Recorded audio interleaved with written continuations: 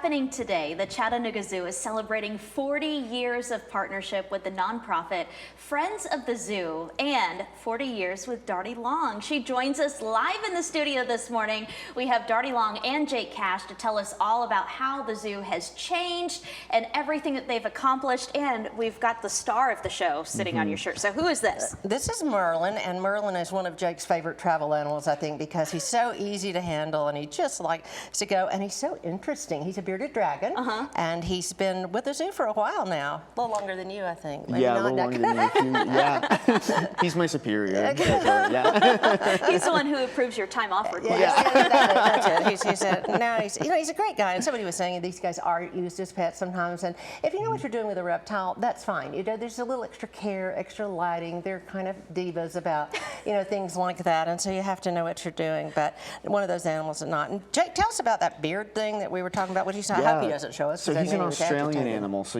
there's lots of different predators in Australia that might be after an animal like Merlin. So one of the things he does to defend himself is you can kind of see those scales under his chin where they get the name bearded dragon. He can actually puff those way up and dye them jet black, and he uses that to intimidate and scare away predators. So he's not really going to do it with us, of course, because he would only. He's not feeling threatened right now. Yes, he was threatened or really agitated. That's what he would do, and that's where some of the other little spikes and things come into play as well, mostly just in self-defense. Yeah, okay. So Darde, tell us a little bit about Friends of the Zoo and kind of how you guys work in partnership together, because this is an important partnership. Oh, it really is. And it was forming about the same time I applied for the job with the city of Chattanooga to work at the zoo.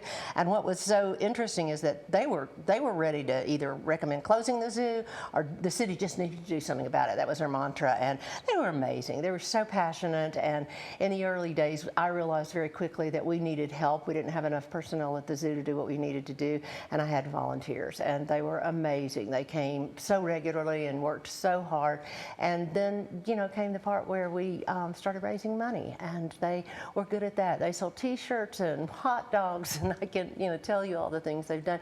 But more importantly, they started providing some funding for extra positions and helped us grow, and over the years they've raised an awful lot of money, and we've had some donors that have been with us for a long time, and that's why we have the zoo we do today. So I'm very grateful for that, and the partnership is continuing. In fact, it's broadened into the fact that Friends of the Zoo now manages the zoo. So they lease the property and manage the entire zoo, and there's nothing better than that. Yeah. They love the zoo. It's their priority. We're not part of a big department anymore. We're their sole focus, and they're just amazing, and I can't say enough thank yous to them for making it easy for me to hang around for a long time.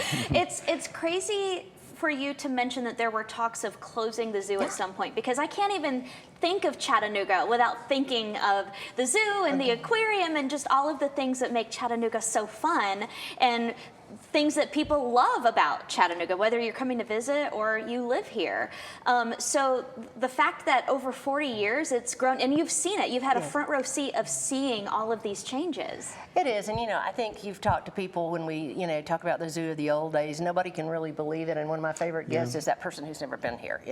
But I think marketing it sometimes is kind of interesting because you have to let people know it's not that old zoo that you might remember from your young years. Yeah, it's changed a lot. I mean, the zoo's been around since actually 1937. Right, in some form. And of course, it changed a lot in 1985 when Darde came in and Friends of the Zoo started and everything. But it has changed tremendously since then. It was an acre and a half when you worked there. Now we're 14 acres, so it's just grown and grown and grown tremendously. Yeah. So kind of in honor of that, it's Darde Long and Friends of the Zoo Day. Kind of really giving today. It's today. That's exactly why you're here. Right. And what is it like knowing that you're getting that recognition?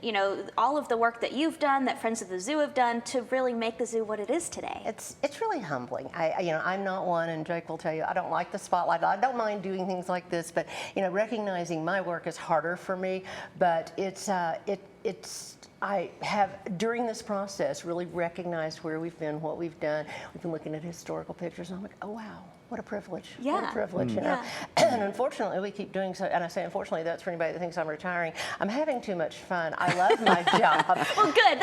It's nice to know you're not going anywhere. And over the years, as we've grown, it's been really, my team now is amazing. I mean, Jake's been with us for about 2 years, and he's just filling a really important piece at the zoo, as are the other team members. And my job is much easier now in a lot of ways, so I'm not having to personally get up in the morning and come to all these unless he makes me. But Yeah, today. We have people who do those things. We have a great development officer, Donna. We have a great, Lacey's our animal care team, and they're really, really good at what they do. And I think we have about 60 employees now, so we got that number up where we need it to be. Yeah, yeah. Well, they certainly make the experience just one of a kind, and all of your hard work, the hard work of everyone at the zoo, we certainly appreciate it. So if people want to come out today, because there's an event, Yes. if people want to celebrate, what can they do today, Jake? Yes, we're throwing a celebration at 10 a.m. today under the pavilion. We're going to have some special speakers. Some Friends of the Zoo founding members will be speaking. Senator Watson will be there. He's been a big supporter of the Yes. zoo. He's Yeah. going to speak a little bit.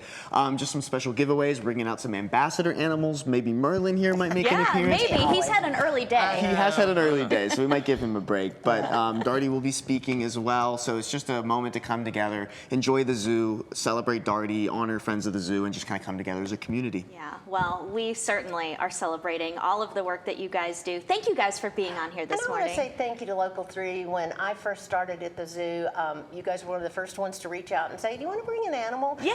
And give us the exposure. And there wasn't a lot good to talk about. And so having that opportunity to expose, so we've been working with Yeah. this place. I walked in and I was like, wow, you changed too. Well, you guys have always just been amazing, and we love to brag on all of the fun things to do here in Chattanooga. And of course, you guys are just a good friend to have.